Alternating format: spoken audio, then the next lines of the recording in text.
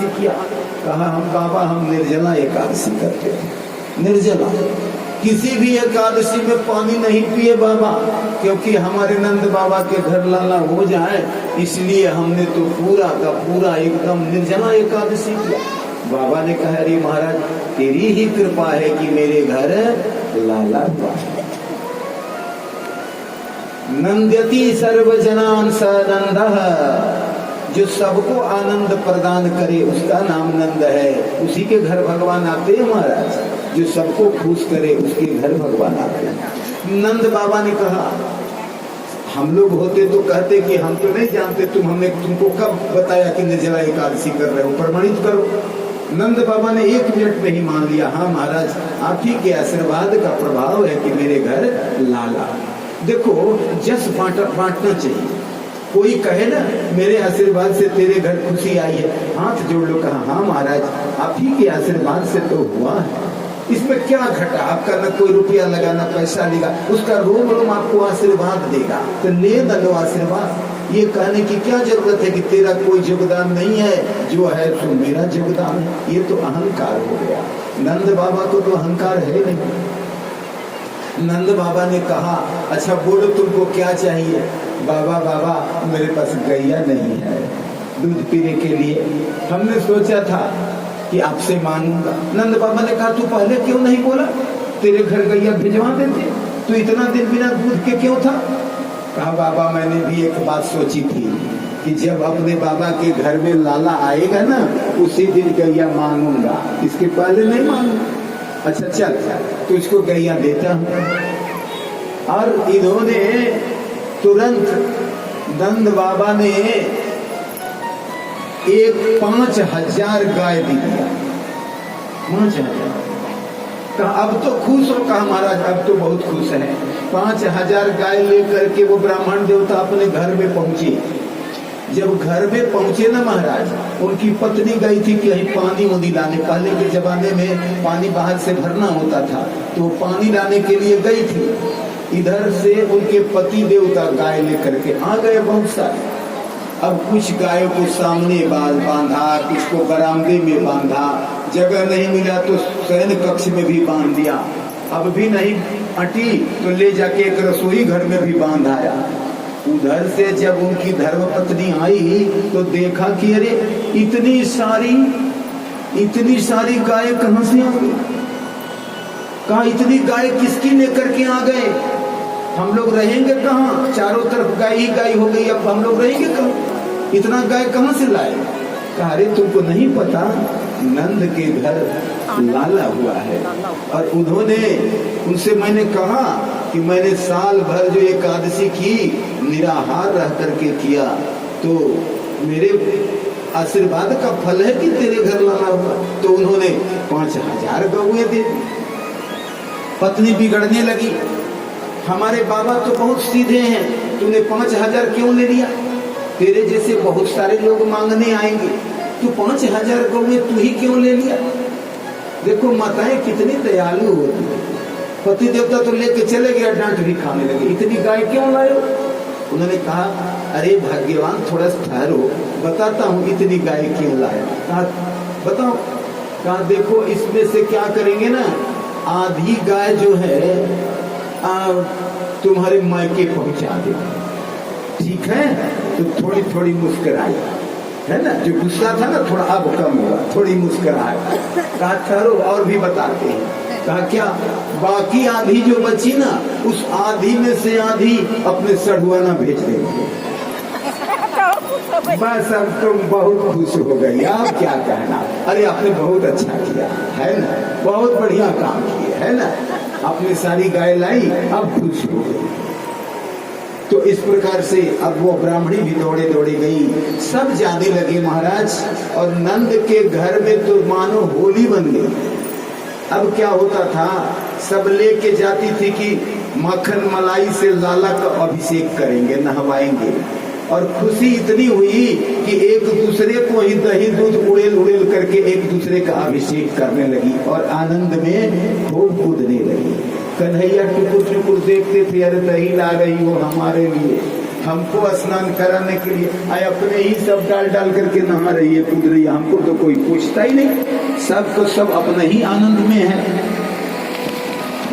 अब माता जो यशोदा है वो सबसे हाथ जोड़ करके कहती है, गोपियां आती हैं, तेरे लाला को तो हमने हमारे कारण तेरे घर लाला हुआ, क्योंकि हम लोगों ने व्रत किया, पूजा किया, भगवान से प्रार्थना किया, हमारे नंद बाबा के घर में लाला चाहिए, तेरे घर यशोदा मैया इसीलिए लाला आया।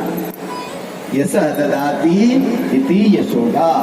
यशोदा ने कहा, अरे भाग्यवानों, अरे गोपियों, ये सब तुम्हीं लोगों के आशीर्वाद से प्राप्त हुआ है। मेरा कहाँ इतना भाग्य था कि बुढ़ापे में मेरे घर बालक होता। ये तो तुम लोगों के पुण्यों का फल है कि मेरे घर लाला हुआ। देखो यशोदा यही है, जो चाहता है कि मेरे घर में भगवान आए ना, तो यश अपने लिए मत रखो, किसी भी काम के लिए यश अपने पर मत लो, क्रेडिट मत लो कि हमने किया, इससे पुण्य का फल खत्म हो जाता है। हम लोग कहते हैं ना महाराज, इतना हम पूजा पाठ किए, इतना यज्ञ किए, इतना तप किए, इतना ये पुण्य किए, इतना दान किए, ये सब मत कहो, कहने से पुण्य खत्म हो जाता है, समाप्त हो जाता है। और जो कुछ मिल जाए तो कहना चाहिए कि भगवान की कृपा है, महात्माओं की कृपा है, हम पर अच्छी निगाह रखने वाले सब पड़ोसियों की कृपा है कि मेरे घर आज आनंद हुआ। ऐसा नहीं कि आपके घर में खुशी हो तो पड़ोसियों को आंख तरेर करके देखो, मेरे घर गाड़ी आई है, तेरे घर तो साइकिल भी नहीं है। ऐसा देखोगे तो भगवान उधर से आंख तरेरने लगेंगे, ठहरो ठहरो, तेरी जब गाड़ी बिगड़ जाएगी तब कौन करा रहा है ना। तो कभी भी खुशी आए ना महाराज, तो यही कामना करो कि मेरे घर तो खुशी आई, सबके घर ऐसे ही खुशियाँ आए, तो भगवान खुश होता है, पुण्य बढ़ता है महाराज। तब अब यशोदा जी, नंद बाबा ने कहा, जितना देती है आकर कोई गिफ्ट देता है उसके 10 गुना तुम दिया करो। आज कोई भी खाली हाथ नहीं लौटना चाहिए, जो मांगे उसको दे दो। अब जिसको जो गिफ्ट मिलता ना महाराज, रास्ते में आके चर्चा होता, हमको तो ये मिला, हमको तो वो मिला। किसी ने कहा हमको चांदी की थाली मिली, चांदी का गिलास मिला, किसी को अंगूठी मिल गई, किसी को हार मिला। एक गोपी बड़ी इतराती हुई आई, मैया मैया एक बात कहूँ तुझसे। कहा बोलो, कुछ मांगेगी तो मांग ले। मैया बहुत गरीब न है हम। अच्छा ठीक है तो मांगो, क्या कहना चाहती हो। मैया बहुत दिन से एक बड़ी इच्छा थी। कहा क्या इच्छा थी। गले में जो मोटा वाला जो चंद्रहार पहनी हो ना भैया, वही पहनने का इच्छा है ना। ऐसा ही एक हार हमको भी पहना दो। हमको बड़ा मन करता है कि गले में सोने का चमचमाता हुआ मोटा एकदम चंद्रहार मैया हमको। अब मैया खोजने लगी बक्से में, कहीं मिले नहीं। अब सबको सब लुटा रही है, सबको दान दे रही है। अब कितना चला गया, किसको क्या दिया मैया को क्या पता। कहा जा नहीं मिल रहा, लो उससे भी कीमती हार मेरे गले में पड़ा है, आज इसी को तुमको उतार के दो। मैया ने गले का हार उतार करके दे दिया। उस चंद्रहार को पाकर के अब वह गोपी फूली नहीं समाती और दौड़ते जा रही है, भागते जा रही है। सबसे ज्यादा महंगा वाला उपहार तो हमें को, दौड़ते जा, खुशी का उसका ठिकाना नहीं। लेकिन किसी को बताना भी तो जरूरी है ना महाराज।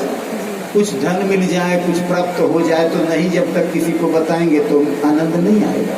दौड़ते गए, जाके जहाँ बहुत सारी गोपियां खड़ी थी, कहा जानती हो हमको क्या मिला।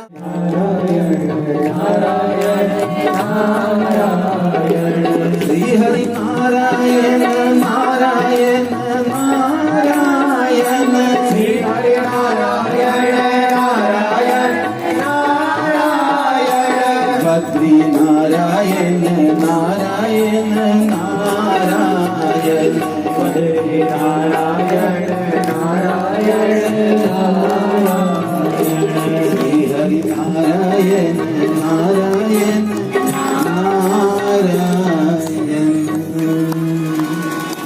बोलिए शंकर भगवान की जय। बाबा दरवाजे पर खड़े हैं, मैया कहती है तुमको दर्शन नहीं कराएंगे, जो मांगना है मांग लो, रुपया पैसा धन दौलत। बाबा कहते ये तेरे पर दिखा रही है ना वो हीरा जवाहरत मोती, मैया ये सब मैंने ही बनाया है। तूने बनाया? हाँ मैया, ये तो सब मेरा ही दिया हुआ है संसार को, इसको हम लेकर क्या करेंगे? कहा फिर तुमको क्या चाहिए? कहा हमको तो तेरे लाला का दर्शन करना है। मैया ने कहा कि हम तुमको कभी भी दर्शन नहीं कराएंगे। कहा क्यों नहीं दर्शन कराओगे? कहा ये लाला देख के डर जाएगा, किसी हालत में नहीं दिखाई दर्शन कराएंगे। बाबा ने कहा हम भी बड़ा अखंड जोगी हैं, जिद कर दिया तो कर दिया, बिना दर्शन के नहीं जाएंगे। हम जोगी लोग जो सोच लेते हैं सो करके मानते, हम दर्शन करेंगे। कहा मेरा लाला का दर्शन तुमको होगा ही नहीं। कहा देखो यही समाधि मार्ग लगा देंगे तुम्हारे दरवाजे के सामने, तेरा बच्चा का दर्शन किए नहीं जाए। कहा बच्चा को निकलने ही नहीं देंगे, दूसरा दरवाजा बना देंगे, उधर से निकलेगा मेरा बच्चा। कहा कि कभी तो बड़ा होकर के बाहर खेलने आएगा, उस दिन दर्शन करूंगा, लेकिन बिना दर्शन किए नहीं जाऊंगा। जोगी लोग एक बार जो सोच लिया तो सोच लिया, चाहे जो होगा सो देखा जाएगा। मैया ने कहा बड़ा हट्टी जोगी है। और भोले बाबा ने क्या किया? कहा यही आसन भरकर, नहीं बाबा थोड़ा जाके गांव के बाहर, थोड़ा उधर बाहर में जाकर के आसन मारो ना, यहाँ क्यों हमको तंग करते हो? ठीक है मैया, नहीं चाहती है तो थोड़ा गांव के बाहर ही मारेंगे आसन। गांव के बाहर जाकर के आसन लगा लिया भोले बाबा ने। आज भी वहां पर आसेश्वर महादेव है वृंदावन, जाकर के दर्शन करना। आसेश्वर महादेव आसन लगा करके बैठे हैं, भगवान निकलेंगे हम दर्शन करेंगे। अब ध्यान किया, कहा प्रभु अवतार लेकर के आए हो, हमको दर्शन नहीं कराओगे? तेरे आपकी मैया से तो मेरी बुद्धि काम नहीं की, आप ही कोई बुद्धि लगाओ कि मैया दर्शन करा दे। कृष्ण कन्हैया हंसने लगे, कहा हमको भी आपका दर्शन करना है प्रभु। अब मैया के आगे तो मेरी भी बुद्धि फेल ही है, लेकिन कोशिश करता हूँ, कुछ उपाय लगाता हूँ। जब कुछ काम नहीं करता है तो बाल हट काम करता है। भगवान ने रोना शुरू किया, बार बार रोते गए। मैया कहे अभी अभी तो ये बालक ठीक था, अभी इसको क्या हो गया? रोते जा रहा है, इसको कौन सी बीमारी लग गई है? लगता है वो बाबा आया था ना, बड़ी ठीठ लगा के देख गया है, उसका नजर बड़ा कड़ा था, और कुछ लगता है कि जादू टोना कर गया है, उसी का कुछ असर है। एक गोपी ने कहा कि ठीक बात बोलती हो, वो गांव के बाहर बैठा है और उसके मुख से कुछ कुछ बुदबुदाता है, लगता है कुछ मंत्र भी पढ़ रहा है। हमको तो लगता है उसी का करामात है, वो वहीं पर बैठ करके कोई जादू टोना चला रहा है। जब तक वो मंत्र पढ़ते रहेगा तेरा लाला चिपक नहीं लगाएगा। मैया कही अरे बाप, ये तो बड़ा गड़बड़ हो गया। अच्छा जाओ उस बाबा से कहना कि बाबा थोड़ा दूर से देखने पर चलेगा, तुमको नजदीक में तो नहीं लाएंगे, थोड़ा दूर से देखने से काम चलेगा। अब जरा पूछना तो कि थोड़ा ज्योतिष वो बाबा जानता है, कुछ ऊपर भी देखता है, ऊपर नीचे भी जानता है कि नहीं? होता है ना महाराज, कोई टीका चंदन वाले बाबा आ गए, दिख गए तो पहले हम लोग तो अच्छा बाबा कुछ जानते हो तो कुछ बता दो, भूत भविष्य वर्तमान हमारा क्या होगा। पूजा पाठ का मतलब यही समझते हैं कि बाबा को सब पता है, बताएंगे कि क्या हुआ क्या नहीं। भैया ने कहा बाबा बहुत ज्यादा टुकुर ना देखो, हमारा लाला बड़ा सुकुमार है, इसको नजर लग जाए। अब नजर कैसे लगेगी? हम तो नजर उतारने वाले हैं, नजर चढ़ाने वाले थोड़े ना है। मैया तू चिंता मत कर, देखना अभी ये रो रहा था तेरा लाला, मेरी गोद में आके देखो टुकुर देख रहा है, हमको बहुत दिनों से जानता है ना तेरा लाला, पुरानी जान पहचान है मैया, आज का थोड़े ना, जन्म जन्म का ये मेरे संगाती है, इनसे बहुत जान पहचान है हमारी। अच्छा जन्म जन्म से इनको जानता है? हाँ मैया ये अभी जानता हूँ कि इस जन्म में क्या क्या करेगा। मैया ने कहा क्या करेगा? कहा तेरा लाला बड़ा प्रतापी होगा मैया। मैया खुश हो गई। अच्छा और बता मेरा लाला क्या करेगा? मेरा लाला पढ़े लिखेगा ना? अरे तेरा लाला तो इतना पढ़ेगा कि दुनिया को ज्ञान देगा, ये ऐसा ज्ञान दे के जाएगा ना मैया, ये गीता वाला ज्ञान देगा। और वही उसी ज्ञान से दुनिया चलेगी मैया। ये साधारण ज्ञान नहीं देगा। तेरे लाला से ज्यादा कोई विद्वान नहीं होगा। तेरे लाला को बहुत आदर मिलेगा। सब इसके चरणों में सिर झुकाएंगे। ये बड़ा प्रतापी होगा, बड़े बड़े असुरों का भी संहार करेगा मैया। कहा चलो ठीक है, ये सब बड़ी बड़ी बातें आप हमारी समझ में नहीं आती। एक बात बता, मेरी बहू कैसी आई? माताओं को बड़ी चिंता रहती है, बेटा हो गया, बहू भी अच्छी आ जाए तो बेटा रहेगा घर में, नहीं तो बहू गड़बड़ आ गई तो हो गया, छीन ले जाएगी, बात भी नहीं करने देगी माता जी से। तो चिंता रहती है माताओं को कि मेरे घर पे बहू अच्छी आए। तो उस स्थिति में कहा इसका से लगन वाला लाइन देखो तो बाबा, इसका जो शादी होगा, विवाह होगा, वो कैसी होगी? कहा देख रहे हैं। काफी देर से जब देखते रहे पूछा बाबा इतने दिन से क्यों देख रहे हो, नहीं पता चलता तुमको? कहा नहीं, इसका विवाह गिन रहे कि कितना विवाह होगा, इसका ज्यादा विवाह होगा क्या? कहा अभी तो गिनते गिनते थक गए हैं भैया, अभी तो बहुत सारी रेखाएं पड़ी हैं, गिन रहे हैं कितना इसका विवाह होगा। कहा क्या इसके 2-4 विवाह होंगे? नहीं भैया थोड़ा आगे सोचो। क्या 10-20 विवाह होंगे? और भैया थोड़ा आगे सोचो। 100-200 विवाह होंगे? नहीं भैया थोड़ा और आगे सोचो ना। 100-200 भी नहीं। अच्छा क्या 1000 विवाह करेगा? नहीं भैया थोड़ा और ऊपर सोचो ना, इसका भी तो हम गिन ही रहे हैं, बहुत विवाह है। अच्छा बाबा बताओ ना, अब तो हम थक गए, कितना विवाह होगा? 16,108 गिन लिया। अरे बाबा इतना लगन करेगा, मेरे कन्हैया का क्या हाल होगा? 2-4 मिल जाए तो काम तमाम कर देती है, ये तो 16,000 क्या करेगी? हमारे लाला का तो प्राण ही चला जाएगा। कहा तेरे लाला के सब बस में रहेंगे, तेरे लाला को कोई बस में नहीं कर सकता, तेरा लाला सबको बस में करेगा, तेरे लाला को कोई बस में नहीं कर सकता। होता है ना महाराज, आजकल यही लोग सीखना चाहता है। ऐसा कोई मंत्र दे दो बाबा कि हमारा बच्चा हमारे बस में हो जाए, हमारा पति हमारे बस में हो जाए, हम जो चाहे वही करें।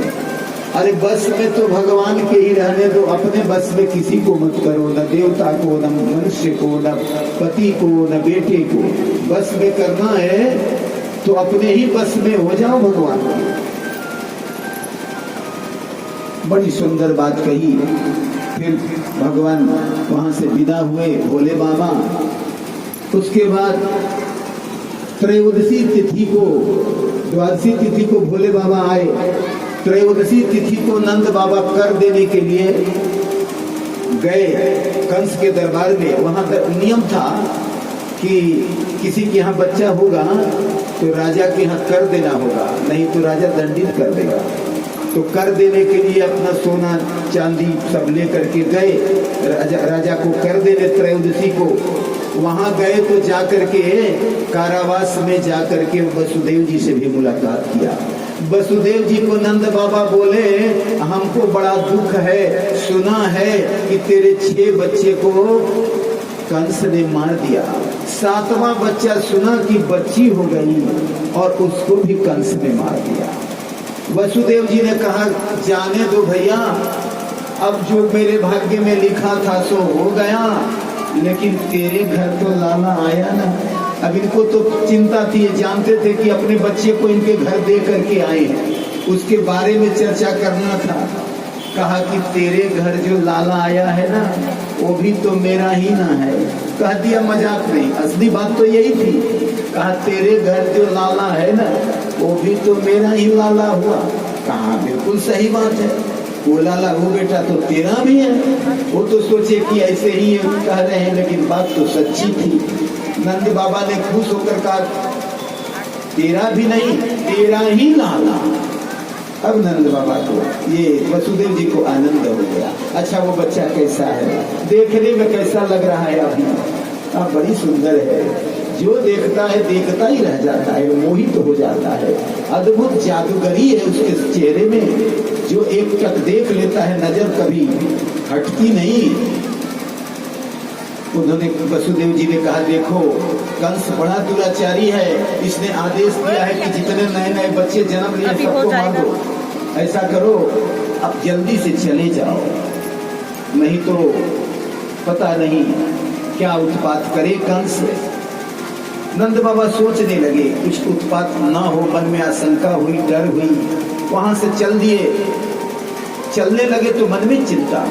जीव जब भगवान से दूर जाता है ना तो अमंगल होता है। नंद को जीव कहते हैं। नंद क्या है? नंद को जीव कहा गया। जीव जब कृष्ण भगवान से दूर गए, भगवान घर में आए हैं, कर देने पहुंच गए कंस के यहाँ, भगवान को पहचाना नहीं, तो यहाँ पर पूतना आ गई। यहाँ पर घर में छठियार मनाने की तैयारी चल रही थी, घर में उत्सव मन रहा था, घर में सब लोग जुटे हुए थे, गीत मंगल गीत गवाया जा रहा था, सब आनंद हो रहा था। चतुर्दशी का तिथि था, चतुर्दशी तिथि को उत्सव मन रहा था, तब तक पूतना आई। पूतना आई, वो पता लगा था, इस आप पूछिए इस गांव में किसी के बच्चा हुआ, सब ने यही कहा नंद बाबा के घर बच्चा है। तो पहले पूतना नहीं है, अब बच्चों को मारने के लिए निकली है, घर में से संकल्प ही पाप का लेके चली है। इसलिए इसको क्या करेंगे, इसको नहीं देखेंगे। भगवान ने आंखें बंद कर दी। देखो भक्तों ने बहुत बड़ा बड़ा यहाँ भाव दिया है कि भगवान ने आंखें बंद क्यों कर दिया। एक बड़ा सुंदर भक्त ने कहा नहीं, देखो हमको तो लगता है ना भगवान ये सोच रहे हैं कि आ रही है दूध पिलाने, माता का रूप लेके आ रही है, और यदि देख लेंगे माता को तो मरना कठिन हो जाएगा, इसलिए इसको मारना भी है, दूध भी पीना है, इसलिए इसको देखेंगे ही नहीं देखेंगे तो स्त्री है कि क्या है, क्या मतलब, इसको आंख बंदे रखो, इसका काम तमाम करना है। इसलिए भगवान जो है आंखें बंद रखी। बहुत सारे भक्तों ने महाराज बहुत सारा इसमें अपना भाव दिया है, आनंद लेते हैं भगवान ये भगवान की लीलाओं में। तो पूतना देखती है ध्यान से, ये बालक तो उतना छोटा है,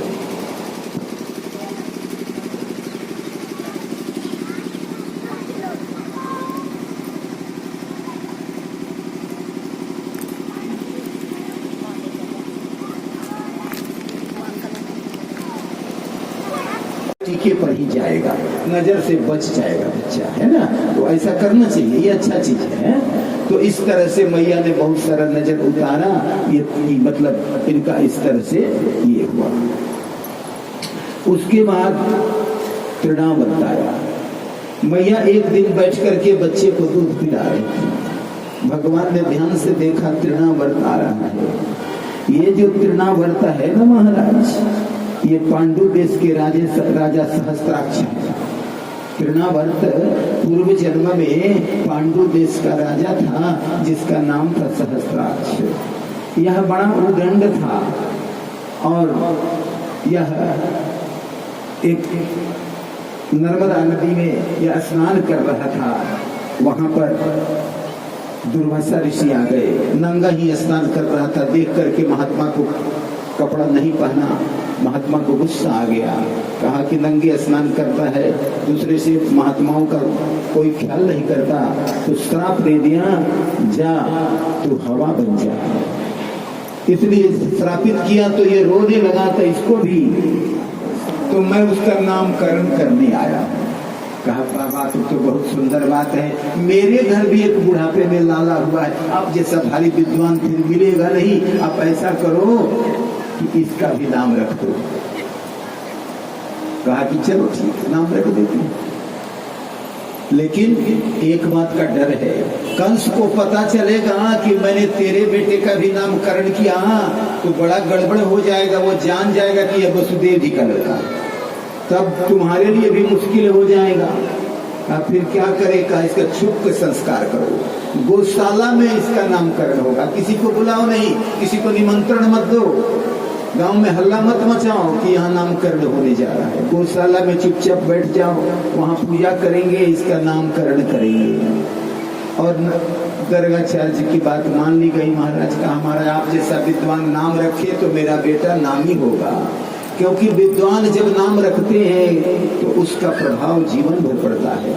तो नामकरण के लिए बैठाया गया। माताओं ने देखा कि थोड़ा बाबा का परीक्षा लेना है कि बाबा को कुछ समझ में आता है कि ऐसे ही अपने आप को ज्योतिषाचार्य कर रहे हैं। माताओं ने थोड़ा अपने बच्चे को अदला बदली कर लिया। रोहिणी के बच्चे को यशोदा जी ने ले लिया और यशोदा के बच्चे को रोहिणी ने ले लिया। कहा बाबा आप नामकरण करिए। देखा कि इसको बिल्कुल समझ में आएगा कि नहीं कौन किसका बच्चा है। गर्गाचार्य बड़े भारी ज्योतिषाचार्य, विद्वान, भूत भविष्य वर्तमान सब देख लेते थे। उन्होंने कहा रोहिणी के गोद में जो बच्चा है, वह जो बच्चा है यह बड़ा ही जगत को आनंदित करने वाला है। अभी यह नंद का बेटा बन करके आया है और जो यशोदा के गोद में है ये रोहिणी का लाला है। और तब समझ गई माताएं कि वो ये बाबा को सब पता है। कहा कि ये जो रोहिणी का पुत्र है यह बल में असीम होगा, इसलिए इसका नाम रहेगा बलराम। और ये जो बच्चा है नंद बाबा आपका, यह कभी वसुदेव जी के घर भी जन्म लिया था। सच बोलना है उनको, ये कभी वसुदेव जी के भी घर जन्म लिया था, इसलिए इसका नाम जो है वासुदेव भी होगा। यह सबके हृदय को खींचेगा, सबके मन को अपनी तरफ, सबके हृदय को खींच लेगा। कर्ष्यति इति कृष्ण, यह खींचेगा मन को, इसलिए इसका नाम होगा कृष्ण। तो उनका नामकरण हुआ और बड़े लोग प्रसन्न हुए। कृष्ण बलराम का नामकरण संस्कार हुआ। भगवान का जब इनका जब नाम संस्करण हुआ, बड़ा उत्सव बना। भगवान जो है महाराज धीरे धीरे अब बड़े होने लगे, अब अपने पैरों पर चलने लगे। एक फल वाली सुखिया मालन घर से निकली, बहुत सारा फल लेकर के फल बेचने जा रही थी। मन में यही भाव चल रहा था, सुना है नंद बाबा के घर जो बालक हुआ है अब वो चलता फिरता है, अब वो बाहर निकलता है, एक बार नजर आ जाए तो माले माल हो जाए। कोई फल ले लो, कोई फल ले लो, ऐसा कहती हुई फल वाली सुखिया मालन चल रही है। और उसी समय नजर पड़ा, बच्चे का नजर पड़ा। फल वाली दौड़ के आ गए। कन्हैया तोतली भाषा में कहते हैं फल वाली हमको फल दो। फल वाली ने देखा कितना सुंदर बालक है, देख करके आत्मा विभोर हो गई। थोड़ा हंसने के लिए बोली, मैं तो फल बेचने वाली हूँ ना, तो मैं फल बेचने वाली हूँ तो कुछ लेती हूँ तो कुछ देती हूँ। भगवान ने पूछा, बच्चा ने पूछा क्या लाऊं? कहा कुछ अनाज ले आऊं। पहले लोग क्या करते थे, अनाज के बदले सामान देते थे। घरों में अनाज रहता था, कुछ भी बिकने आएगा ना महाराज तो अनाज के बदले मिलता था। अनाज लेकर के आओ। बच्चा दौड़ा गया, एक आंजुर उठाया अपना अनाज लेके भगवान चले। लेकिन भगवान तो दानी है ना, उनके गासा में कुछ अटेगा, सब गिर गया रास्ते में, कुछ नहीं बचा। रास्ते में आते गए सब अनाज गिरते गया रास्ते में। और अपना हाथ भगवान नहीं देख रहे। फल वाली तोतरी भाषा में बोल, फल वाली है, ये ले फल है ना। अब देख रही है फल वाली, उनके हाथों में तो कुछ भी नहीं है। भगवान पूछ रहे इतने का कितना फल देगी? फल वाली ने आंखों से देखा, उसका तो मन भाग गया। कहा आपने तो इतना दे दिया ना कि अब मेरा सारा फल भी कम पड़ेगा। हाथ में कुछ नहीं था, लेकिन फल वाले को आनंद आ गया। उसने अपनी पूरी टोकरी पलट दी, आप ले जाओ जितना फल ले जाना है। आनंद आ गया, देख करके वो गदगद हो गई और फिर माथे पर खाली टोकरी रखी और चल दी। थोड़े दूर गई तो टोकरी उससे अब चला नहीं जाता, भारी हो गई। और खाली टोकरी लेकर चली थी, ये टोकरी मेरी भर कैसे गई? जब नीचे उतार कर देखा तो पूरी टोकरी हीरा जवाहरात से भरी पड़ी थी। भगवान किसी को खाली हाथ नहीं लौटाते। भगवान को जो सर्वस्व अर्पण करता है भगवान उसको भर देते हैं। कितने लोग होते हैं ना, पूजा पाठ में भी कंजूसी करते हैं, कहते हैं पूजे पाठ में लगा देंगे तो खाएंगे क्या? देखो पूजा पाठ सत्कर्म में पैसा लगा दोगे है। कितना लोग तो घी भी भगवान का जलाते हैं तो थोड़ा ज्यादा घी पड़ जाता है ना महाराज, तो थोड़ा और निकाल लेते हैं। नहीं, इसमें तो 2 दिन का काम चलेगा, एक ही दिन में इतना घी क्यों जाएगा? एक सेठ जी थे, एक महात्मा जी के पास गए कि हमको भी पूजा करने की विधि बता दो। तो बताया कि महाराज भगवान को ये भोग लगाओ, वो भोग लगाओ। सेठ जी ने कहा इसमें बहुत खर्चा है, बिना खर्चा वाला कोई पूजा बताओ ना, हमको खर्चा करने में मन नहीं लगता। बढ़िया आदमी है महाराज, खर्चा होता है तो मन खट्टा हो जाता है। ऐसा करो ना, ऐसा कोई उपाय बता दो कि बिना पैसे रुपये का ही पूजा हो जाए। बाबा जी ने कहा बढ़िया उपाय है ना, तू मानसी पूजा कर। कहा उसमें 1 रुपया खर्चा नहीं होगा, 1 ढेला भी खर्चा नहीं होगा। कहा करना क्या है? कहा ऐसा करना, आंख बंद कर लेना, भगवान को कहना कि ये दूध है, इसमें केसर मिलाया, इसमें चीनी मिलाया और आप पीजिए, अब पिला देना। बस मन में ही सोचते सोचते पिला देना, कुछ पिलाना नहीं है, मन में ही सोचते पिलाना। वो रोज भगवान जी को दूध पिलाने लगा, मनसा बैठ जाता और कहता भगवान जी आप ऐसा कीजिए कि दूध पीजिए, इसमें चीनी डालता था। मन में सोचता 1 चम्मच, 2 चम्मच, 3 चम्मच। एक दिन वो गलती से 4 चम्मच डाल दिया। कहा ज्यादा चीनी नहीं हो गया? 2 चम्मच तो काफी था, 2 चम्मच तो ज्यादा दूध में पड़ गया, 2 चम्मच निकाल लेते हैं, कल का भी काम चल जाएगा। वो जैसे ही मन में सोचता हुआ कि 2 चम्मच निकाल रहा था, वैसे ही भगवान ने उसका हाथ पकड़ लिया। तेरे बाप का क्या लगता है, तूने 1 चम्मच भी चीनी डाली है इसमें? जो मन में सोचा था उसको भी 2 चम्मच निकाल रहा था, तेरा चीनी था इसमें। तो देखो ऐसे ऐसे कंजूस हो जाते हैं महाराज, है ना। कंजूसी के बल पर वो धर्म में भी लगाएंगे ना तो थोड़ा डेरा करके 2 फल मिल गया, आज 1 फल लगा देते, कल से 1 का काम चला देंगे। अरे भगवान को सर्वस्व अर्पण करो, भगवान के पूजा पाठ में करो महाराज, खर्चा करो। घर में घी के दीपक जलाओ, घी की कभी कमी नहीं होती है, जना करके तो देखो महाराज, सही है, कभी नहीं कमी होती है। भगवान में सच्चे मन से खर्चा किया जाए, पूजा पाठ किया जाए, बढ़ता ही है महाराज, घटता नहीं है और बढ़ते जाता है। जितना खर्च करोगे धर्म में और बढ़ता जाता है। तो इस प्रकार से ये फल बेचने वाली ने जब अपना सब फल दे दिया, सोचती ये बच्चा है, दिया तो 1 दाना नहीं, तो क्या करती है, फल पकड़ा देती, लेकिन नहीं, पूरी टोकरी डाल दी। भगवान ने कहा सर्वस्व दिया है तो इसको तो भर देंगे, और उसकी टोकरी को हीरा जवाहरात से भर दिया। यह जीवन भी धन्य हुआ और सुखिया मालन अंत में भगवान को भी प्राप्त हो गई। बोलो श्री कृष्ण चंद्र भगवान की जय। अब भगवान जो है ना बड़ी बदमाशी करने लगे, मैया को बड़ा तंग करने लगे। कभी इधर का सामान उधर पलट दे, कभी इधर कर दे, कभी उधर कर दे। मैया एक दिन दूध पिला रही थी, देखा कि आगे की जो है दूध चढ़ाया था वो दूध उबल के गिरने लगा। भगवान को गोदी से उतार दिया, गई जाकर के वो दूध संवारने। भगवान को गुस्सा आया, सामने एक माखन की हंडिया थी, भगवान ने उसको फोड़ दिया। मैया को बहुत गुस्सा आया, ये बहुत सताता है, ये मानेगा नहीं, ये बहुत गुस्सा दिलाता है ना। देखो भगवान जो है ना लीला कर रहे हैं, तो लीला, यह जो लीला है ना महाराज, बहुत अद्भुत लीला है भगवान की। भगवान कोई न कोई उद्धार करने के लिए काम करते हैं। मैया को गुस्सा आया, मैया ने क्या किया, इसको बांधेंगे, और पहले पकड़ने लगी, दौड़ दौड़ के भगवान भागने लगे, पकड़ में ही नहीं आते।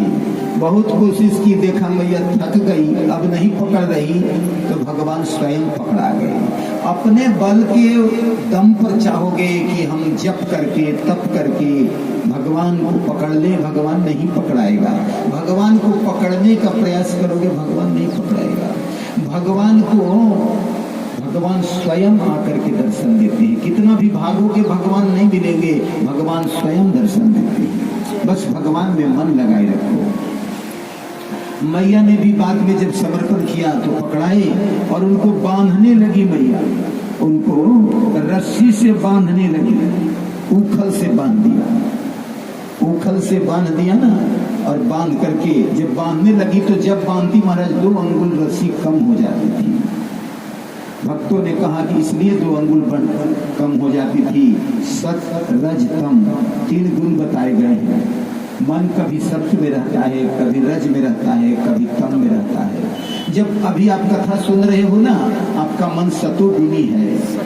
और जब मन बहुत खाने पीने का करे तो मन रजोगुणी हो गया। मन में लगे कि अभी बहुत कुछ खाएं पिए तो मन रजोगुणी हो गया। और जब किसी पर गुस्सा, अहंकार, क्रोध आए, किसी का बुरा करने की भावना आए तो समझना कि मन तमोगुणी हो गया। तो मनुष्य का मन इन्हीं तीनों में भ्रमण करता है। कभी मनुष्य सतोगुणी हो जाता है, कभी रजोगुणी हो जाता है, कभी तमोगुणी हो जाता है। भगवान कहते हैं जीवन में से तमोगुण और रजोगुण हटा दो, खाने पीने पर से भी मन हटाओ और सोने से भी मन हटाओ, भोग विलास से मन को हटाओ, तब मन सतोगुणी होगा। जब मन सतोगुणी होगा तो हम मिलेंगे। इसलिए 2 अंगुली रस्सी कम हो जाती थी। अंत में जब मैया थक गई तो भगवान स्वयं बंध गए। मैया ने उखल से बांध दिया।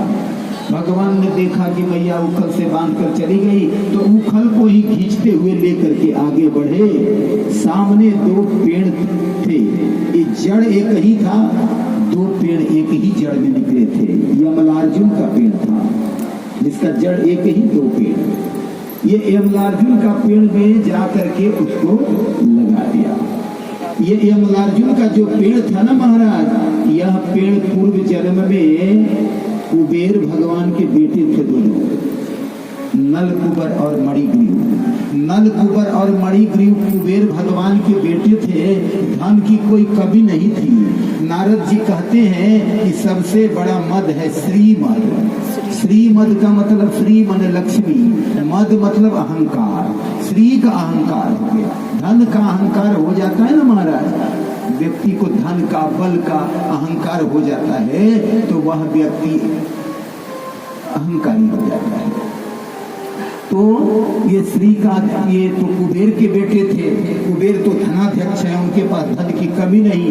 बहुत ज्यादा पैसा हो जाता है तो बेटा बिगड़ जाता है महाराज। इसलिए भगवान से बहुत ज्यादा धन मत मांगो, उतना ही मांगो कि भगवान मेरा काम चल जाए, कुटुंब आए खिला दे और मेरा धर्म का काम चलता रहे। बहुत धन होगा ना तो बेटा उस धन को उड़ा देगा, है ना। लिखा है कि पूत कपूत क्यों धन संचय, अपुत्र सपूत तो क्यों धन संचय। क्यों? क्योंकि पुत्र यदि कपुत्र हो जाएगा तो सब धन को उड़ा देगा, और सपूत हो जाएगा तो सब कमा लेगा, बहुत धन कमा लेगा। इसलिए पुत्र के लिए संचय मत करो, धर्म के लिए धन संचय करो। तो मणिग्रीव और नलकुबर धन के अहंकार में चूर थे और ये भी जा करके और जल में क्रीड़ा कर रहे थे बहुत सारी स्त्रियों के साथ में। और उसी समय नारद जी आ गए। नारद जी को देखकर सारी स्त्रियां लजाकर वस्त्र पहन ली, लेकिन ये अहंकार के बल पर खड़े रहे। हम कोई साधारण थोड़े ना है कि हम किसी से डरेंगे, हम तो कुबेर के बेटे हैं। अहंकार था। नारद जी ने श्राप दिया, तू महात्मा को देख करके सिर नहीं झुकाता, जा तू वृक्ष बन जा। दोनों को वृक्ष होने का श्राप दिया, तब दोनों रोने लगे। भगवान ने कहा एक दिन भगवान को जब उखल से बांधा जाएगा तब तेरी मुक्ति होगी। और भगवान को जब उखल से बांधा गया तो भगवान ने उखल को आगे बढ़ा करके ले जाकर यमलार्जुन के वृक्ष के बीच में फंसाया और उसी से जोर से धक्का दिया, जिससे पेड़ नीचे गिरा और उसमें से कुबेर के दोनों कुमार निकल करके देव रूप होकर के खड़े हो गए, इनको प्रणाम किया और चले गए। इस घटना को गांव के कुछ लड़कों ने देख लिया। सबने कहा अरे जो पेड़ गिरा था उसमें से 2 राजकुमार निकले, बड़ी सुंदर देवता जैसा दिखते थे। उसने कृष्ण को प्रणाम किया। जाके सबने मैया को कहा, अरे जा जा, तुम लोग मेरे लाला को ऐसे ही बदनाम करते रहते हो, कोई नहीं आया था, ऐसा कह करके विश्वास नहीं किया। भगवान की जो लीलाएं है ना महाराज, जितना भी भगवान का कृष्ण अवतार का जो लीला आप देख रहे हैं, किसी न किसी भक्त का उद्धार करने के लिए हो रहा है। ये साधारण लीलाएं नहीं है, और जितने भी लीला किए हैं उस लीला को सुन करके हम लोग का उद्धार हो जाएगा। क्योंकि जो भागवत सुनता है ना महाराज, उसके जीवन के बंधन टूटते हैं, पापों की राशि धू धू करके जलती है, और जीवन में यदि दुख आना भी रहता है वह दुख अब नहीं आएगा, क्योंकि भागवत जी को हृदय में बैठाया है, भागवत जी का कथा प्रेम पूर्वक सुना। अब देखो ये सब उत्पात देख करके अब गांव वालों ने निर्णय किया यह गांव रहना ठीक नहीं है, इस गांव में बड़ा अत्याचार हो रहा है, बड़े राक्षस भेजता है, बार बार कंस राक्षस भेजते रहता है, तो इस गांव को छोड़ देना ठीक होगा। तब सबने निर्णय किया कि इस गांव को छोड़ देना होगा। कहाँ कहाँ चले, तो पता चला कि एक ऐसा वन है जहाँ पर बहुत तुलसी है, बड़ी सुगंधित वन है, वहाँ पर तुलसी की वृक्ष बहुत है ना, तो उसमें चलना चाहिए। वहाँ पर घास है, जंगल है, बड़ी सुंदर जंगल है, वहाँ पर गायों के लिए चारा भी मिलेगा, और थोड़ा दूर हो जाएगा कंस के गांव से, तो हम लोगों को आराम मिलेगा। सब ने निर्णय किया कि यहाँ से चलना चाहिए। तो सब निर्णय करके वे लोग नंदगांव का वहाँ त्याग करके वृंदावन की तरफ प्रस्थान किए। सारी गाड़ी छकड़ा लाद दिया गया और भगवान जो है वहां से वृंदावन की तरफ प्रस्थान किए। भगवान वृंदावन जाने लगे और सारे लोग जो है वृंदावन की तरफ भगवान प्रस्थान कर रहे हैं। अब आइए एक भजन सुनते हैं। इस बीच भगवान का गाड़ी भी जो है वृंदावन पहुंच जाएगा, आपका मन भी वृंदावन पहुंच जाए। मन को ले चलते हैं अब वृंदावन की कथाओं की तरफ। उसके पहले एक भजन आप श्रवण करें, फिर हम लोग वृंदावन पहुंचेंगे। बोलो वृंदावन बिहारी लाल की जय, बोले कृष्ण कन्हैया लाल की जय।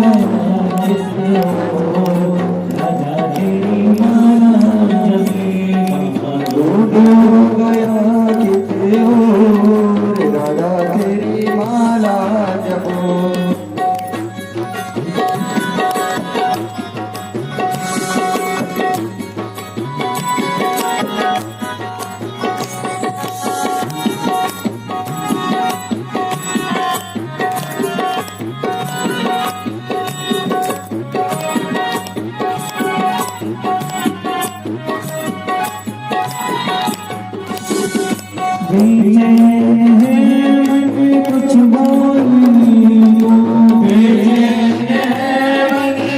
बोलने को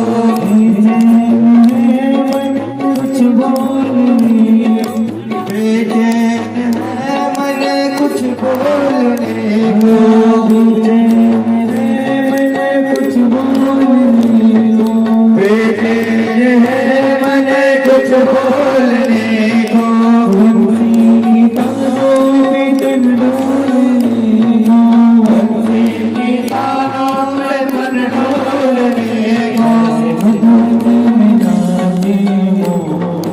राधा तेरी माला जपे, जैसे मधुवन में नाचे हो, राधा तेरी माला जपे, राधा तेरी माला किशोरी तेरी माला, राधा तेरी माला किशोरी तेरी माला,